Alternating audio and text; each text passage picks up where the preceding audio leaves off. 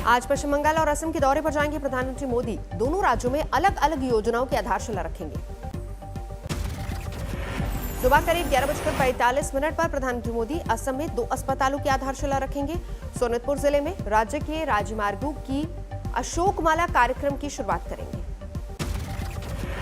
प्रधानमंत्री मोदी पश्चिम बंगाल में भी कई कार्यक्रमों में हिस्सा लेंगे। वहां वो तेल, गैस और इंफ्रास्ट्रक्चर से जुड़ी 4700 करोड़ की 4 परियोजनाओं का शुभारंभ करेंगे। प्रधानमंत्री मोदी शाम को भारत पेट्रोलियम कॉर्पोरेशन लिमिटेड के एलपीजी आयात टर्मिनल का उद्घाटन भी करेंगे। 1100 करोड़ रुपए की लागत से तैयार हुआ है टर्मिनल। प्रोटोकॉल के तहत बंगाल की मुख्यमंत्री ममता बनर्जी को भी कार्यक्रम का निमंत्रण भेजा गया है, लेकिन सूत्रों के हवाले से खबर, ममता कार्यक्रम का हिस्सा नहीं बनेंगी। कार्यक्रम से पहले हल्दिया में एक जनसभा को संबोधित करेंगे पीएम मोदी। रैली को सफल बनाने में जुटी बीजेपी। पीएम की रैली के लिए देर रात तक चलता रहा तैयारियों का सिलसिला। मंच तैयार करने में जुटे कलाकार। दौरे से पहले पीएम मोदी ने एक के बाद एक कई ट्वीट करके दी अपने दौरे की जानकारी। साथ ही उन्होंने ट्वीट में यह भी बताया कि वो राज्य और राष्ट्र को कौन सी सौगात देने जा रहे हैं। असम में स्वागत के लिए खास तैयारियों को देख प्रधानमंत्री हुए खुश। तैयारियों की तस्वीरों को ट्विटर के जरिए शेयर किया। पिछले 16 दिनों में प्रधानमंत्री मोदी दूसरी बार असम और पश्चिम बंगाल के दौरे पर जा रहे हैं। इसके पहले नेताजी की जयंती पर 23 जनवरी को गए थे बंगाल। पश्चिम बंगाल के नादिया से जेपी नड्डा ने बीजेपी परिवर्तन रथ यात्रा की शुरुआत की। कहा, विधानसभा चुनाव में जाएगी ममता सरकार, प्रदेश में खिलेगा कमल। की जनता को जगाएंगे, उनको बताएंगे, और मुझे तो लगता है कि अब जगाने की जरूरत नहीं है। बंगाल की जनता जाग चुकी है। 5 चरणों में पूरे बंगाल से गुजरेगी बीजेपी की परिवर्तन यात्रा। 11 फरवरी को कूच बिहार में रथ यात्रा में शामिल होंगे गृह मंत्री अमित शाह। नादिया में परिवर्तन रथ यात्रा से पहले मालदा पहुंचे जेपी नड्डा। रोड शो कर पार्टी कार्यकर्ताओं में भरा जोश। मालदा में जेपी नड्डा ने किसानों से की मुलाकात, किसानों के साथ बैठकर खाना खाया। बीजेपी की परिवर्तन यात्रा के जवाब में टीएमसी ने निकाली जन समर्थन यात्रा। बीजेपी पर झूठ बोलने का आरोप लगाया। जेपी नड्डा ने रैली में दीदी पर लगाया बड़ा आरोप। कहा, पश्चिम बंगाल के 70 लाख किसानों की स्थिति देश में बदतर। दीदी ने किसानों को विकास के लिए नहीं किया काम। किसानों को लेकर ममता सरकार पर हमले का टीएमसी ने दिया जवाब। सांसद डोला सेन ने कहा, किसानों को लेकर अपनी जानकारी दुरुस्त करें जेपी नड्डा।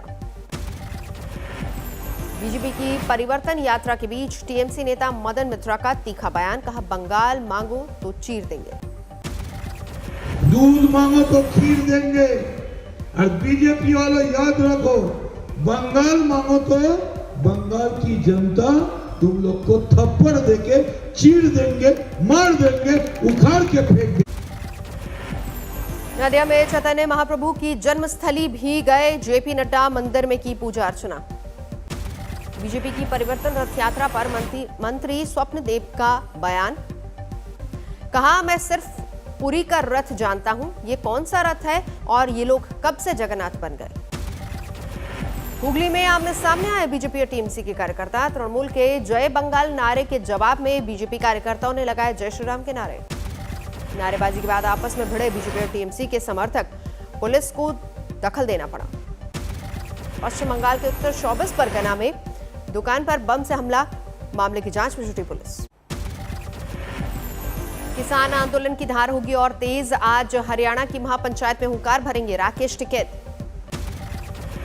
हरियाणा के चरखी दादरी में सुबह 11 बजे होगी पहली किसान महापंचायत, जबकि दोपहर 2 बजे चरखी दादरी में ही होगी दूसरी किसान महापंचायत। महापंचायत से पहले राकेश टिकैत की केंद्र सरकार को बड़ी चेतावनी। कहा, 2 अक्टूबर तक जारी रहेगा आंदोलन। राकेश टिकैत के सख्त तेवर। बोले, हम किसी भी नेता से फोन पर नहीं करना चाहते बात, सरकार से अब बराबरी पर होगी बात। बिल वापसी हो जाए, एमएसपी पे कानून बने। जितने आंदोलन के दौरान के मुकदमे हैं, जो लोग बंद हैं, वे सब रिहा हो। 12 फरवरी को राहुल गांधी जाएंगे राजस्थान। कृषि कानूनों के खिलाफ चल रहे आंदोलन में हिस्सा लेंगे। राहुल गांधी ने मोदी सरकार पर साधा निशाना। बोले, केंद्र सरकार ने देश और घर दोनों का बजट बिगाड़ा। आज महाराष्ट्र के सिंधुदुर्ग जाएंगे अमित शाह। नारायण राणे के मेडिकल कॉलेज का करेंगे उद्घाटन। कल चक्का जाम की वजह से रद्द करना पड़ा था अपना दौरा। दिल्ली में किसानों के आंदोलन के बीच अजीत पवार का केंद्र पर हमला। कहा, किसानों के रास्ते में कील ठोकने वालों को शर्म नहीं आती। शरद पवार ने सचिन तेंदुलकर को रिहाना के ट्वीट पर प्रतिक्रिया मामले में दी नसीहत। कहा, अपना क्षेत्र छोड़कर दूसरे मुद्दों पर बात करने से पहले सावधानी बरतनी चाहिए। किसानों के कल के 3 घंटे के चक्का जाम का दिखा अंशक असर। कृषि कानूनों के विरोध में चक्का जाम का किया था ऐलान।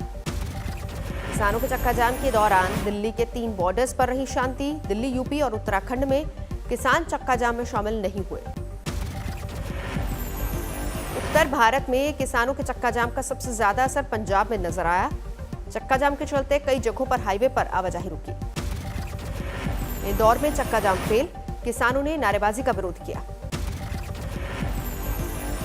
पटना सिटी में हाईवे पर पप्पू यादव ने समर्थकों के साथ कृषि कानूनों का किया विरोध। टायर जलाकर घंटों किया सड़क जाम।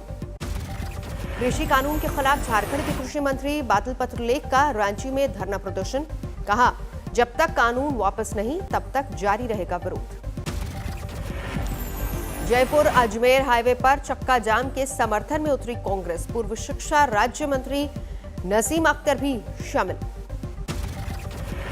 सहरसा में कृषि कानून के विरोध में विपक्षी पार्टियों ने किया चक्का जाम। अखिल भारतीय किसान संघर्ष समन्वय समिति के बैनर तले जुटे लोग। सहारनपुर के दिल्ली देहरादून हाईवे पर मनोहरपुर में हाईवे किनारे किसानों की पंचायत। किसानों ने नहीं किया चक्का जाम। किसान आंदोलन को लेकर टूल किट मामले पर विदेश मंत्री जयशंकर का बड़ा बयान। कहा, अब तक जांच में कई अहम खुलासे हुए। आज अयोध्या जाएंगे यूपी के मुख्यमंत्री योगी आदित्यनाथ। रामलला के करेंगे दर्शन। अधिकारियों के साथ अयोध्या के विकास कार्यों की प्रगति की रिपोर्ट भी लेंगे सीएम योगी। अधिकारियों के साथ राम जन्मभूमि परिसर की सुरक्षा को लेकर करेंगे बैठक। केंद्रीय मंत्री रविशंकर प्रसाद ने राम जन्मभूमि निर्माण के लिए 11 लाख रुपए का दिया चेक। अब तक कई राजनेता दे चुके हैं चंदा। गुजरात हाईकोर्ट के डायमंड जुबली समारोह में शामिल हुए प्रधानमंत्री नरेंद्र मोदी। कहा, कानून में सुधार से निवेशकों का भरोसा बढ़ा। गुजरात हाईकोर्ट के डायमंड जुबली पर बोले प्रधानमंत्री, न्यायपालिका ने संविधान की सुरक्षा की जिम्मेदारी निभाई। देर रात इंदौर जेल से रिहा हुए comedian Munawar Faruqui. Supreme court ने दी थी अंतरिम जमानत। जेल से रिहा होने के बाद मुनव्वर फारूकी ने सुप्रीम कोर्ट का जताया शुक्रिया। कहा, उन्हें न्याय व्यवस्था पर पूरा भरोसा। महाराष्ट्र के पालघर में अधजली हालत में मिला भारतीय नौसेना का जवान। ज्यादा जलने की वजह से अस्पताल में इलाज के दौरान हुई मौत। 30 जनवरी को रांची से छुट्टी बिताकर ड्यूटी ज्वाइन करने चेन्नई पहुंचा था सूरज कुमार दुबे। उसी रात हो गया था लापता। परिजनों ने पलामू में दर्ज करवाया था केस।